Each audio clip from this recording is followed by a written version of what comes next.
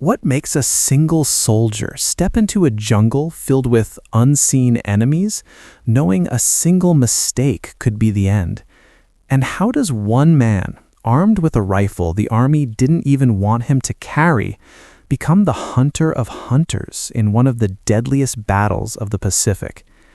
This is the hidden story of a quiet marksman whose skill changed an entire front line without most of the world ever knowing his name.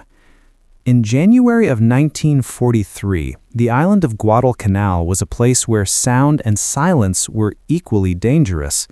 The jungle around Point Cruz looked calm from a distance, but American troops knew better. A single crack from within the banyan trees could drop a man instantly. Japanese snipers moved like shadows, climbing before dawn, hiding inside thick branches, and waiting for hours without a sound. 14 Americans had been killed in just 3 days, and fear was spreading through the infantry lines. Into that chaos stepped a 27-year-old officer named John George. He was quiet, slim, sharp-eyed, and calm in a way that made other soldiers curious. Before the war, he had been Illinois state rifle champion, hitting targets at extreme distances with ease. But out here, none of that mattered unless he could prove it under real fire. He carried a rifle the Army called a toy, a Winchester Model 70 with a lightweight civilian scope he had bought using 2 years of his National Guard pay. The Army wanted him to drop it and take a standard Garand like everyone else. He didn't listen. 3 days earlier, his battalion commander had called him in. The snipers were killing men faster than sickness. They needed someone who could see what others could not. They needed George. By dawn on January 22nd, he was already inside the ruins of a Japanese bunker facing the groves west of Point Cruz. The morning was humid, and the air carried the smell of mud and coconut trees. George lay still, his breathing steady. His scope was only 2.5 power, weak by military standards, but he trusted his eyes more than glass. At 9:17, he noticed something, a tiny movement, almost nothing, high in a banyan tree about 240 yards away. No wind, no animals, just a small shift in a branch that caught his eye. He studied it slowly. A darker shape blended into the bark. A man. The sniper was positioned perfectly, sitting between thick branches, facing the trail where Americans moved supplies. He would have been invisible to almost anyone else. George adjusted for 2 clicks of wind, controlled his breathing, and pressed the trigger. His rifle kicked back. The enemy sniper dropped from the tree and fell nearly 90 feet to the ground. He didn't celebrate. Japanese snipers worked in pairs. If one had been there, the other was watching. For almost half an hour, he scanned tree after tree, moving the scope from branch to branch. At 9:43, he spotted the second one, climbing down, trying to retreat. He fired again. Another body tumbled through the leaves. By noon, he had 5 kills. Word spread quickly among the American troops, but George refused to let anyone watch him work. The Japanese were adapting, becoming quieter and stiller, learning his rhythm. The day ended without further movement, and he returned to headquarters covered in mud, sweat, and silence. His commander simply told him to return at dawn. But the next morning brought heavy rain. The jungle was nearly invisible. He waited inside the bunker until the clouds began to lift around 8. By mid-morning, visibility returned. At 9:12, he spotted another sniper, this time nearly 300 yards out. He fired. The man fell. Minutes later, the earth around the bunker exploded. Mortar rounds slammed into the ground. The Japanese had finally pinpointed his firing position. George sprinted through the mud, diving behind a fallen tree just as a barrage destroyed the bunker he'd been using. He wiped the mud from his scope and settled into a new firing position. The jungle was no longer silent, it felt alive, watching him back. That afternoon, he killed 2 more snipers, each one harder to find, harder to hit. As the sun was going down, he returned to headquarters with 8 confirmed kills in 2 days.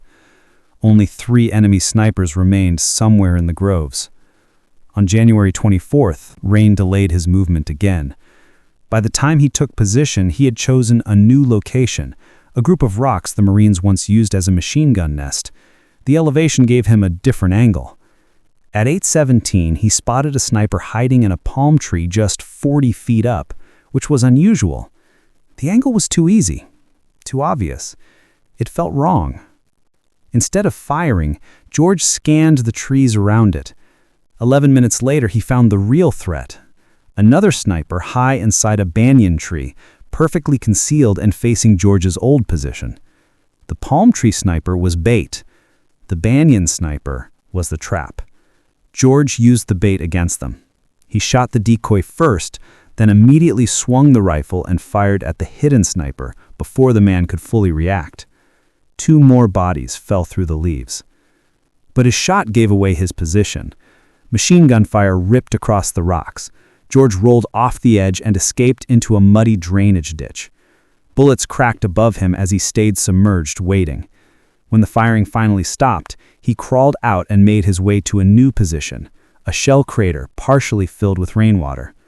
He sucked in a slow breath, lifted his rifle, and scanned the trees again. Only 1 sniper remained. This one was the smartest. He didn't hide in the trees like the others.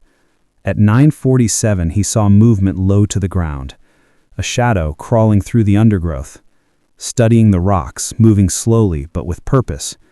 The Japanese soldier stopped only when he reached the same rock line George had used earlier. He was hunting the hunter. George waited underwater, barely breathing.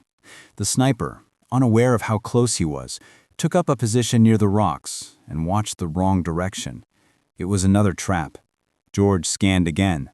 Behind a fallen tree trunk 70 yards away, a second Japanese soldier lay motionless, with his rifle aimed toward where George should have been. 2 men working together. A sweep. A silent trap.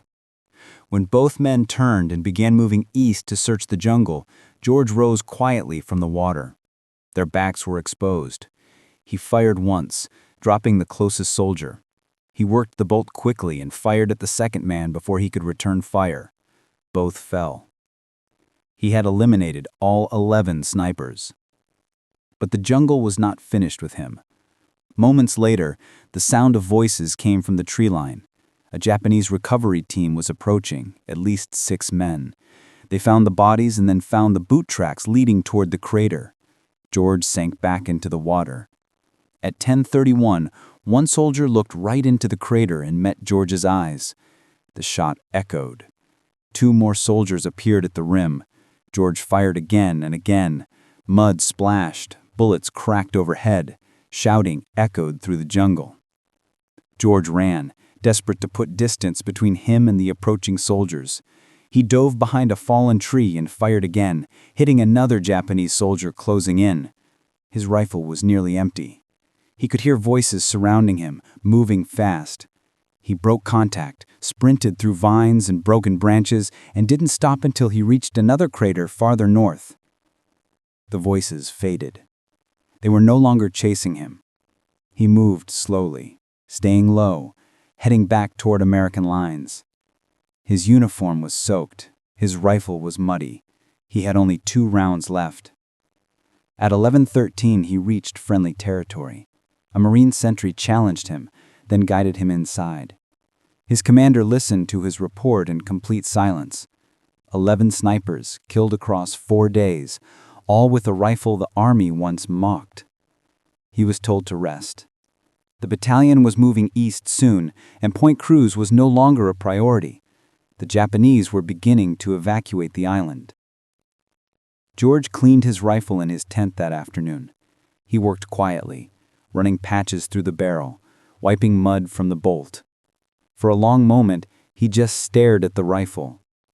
The jungle had almost taken it from him. It had almost taken him too. But his war was far from over. Just months later, he found himself in another jungle, this time in Burma, marching with Merrill's marauders, an American long-range unit designed to slip behind Japanese lines. The conditions were brutal. Steep hills, dense bamboo forests, rivers that swallowed entire patrols, and diseases that weakened even the strongest men. The mission? Help capture the strategic airfield at Mitgiana, deep inside enemy territory. The march began in February 1944. The unit carried everything on their backs: food, ammunition, medical supplies. No vehicles, no heavy artillery, just mules and determination. They traveled more than 200 miles in the first month, climbing mountains, crossing rivers, and fighting small enemy groups along the way. Many men collapsed from exhaustion or malaria. Some had to be carried. Some never got back up. George carried his Winchester again, modified with a lighter scope and lighter stock for the long march. In Burma, opportunities for long-range shots were rare, but when they came, George used them with the same calm precision he had shown on Guadalcanal. At a river crossing, he spotted a Japanese officer directing troops and dropped him with a single shot from more than 400 yards away. A few weeks later, he eliminated a machine gun crew blocking a trail. In another moment, he neutralized a sniper who had pinned down part of the column. He fired only when necessary, never twice from the same place. By May, the marauders reached the outskirts of Mitgiana. They were reduced by sickness, exhaustion, and constant movement. Still, they pushed forward. After weeks of fighting, they finally captured the airfield. But the unit was spent. Too many men had fallen sick. Too many had died on the trails. The marauders were no longer fit for combat. George survived the campaign, but not without wounds. A Japanese rifle round tore through his left shoulder during an engagement near the Tanambao River. He was pulled away from the front, treated, and ordered to rest. He never again returned to frontline combat. His war ended later that year. The rifle survived with him. Its barrel still held the memory of every shot fired in silence, every breath taken in the jungle, every moment he waited between life and death. George would go home and live a long life. He would rarely speak of what he had done. Most people around him never knew how many lives he had saved in that grove on Guadalcanal, or how many times he had stood alone in the jungle of Burma, watching through a scope while the world moved quietly below him.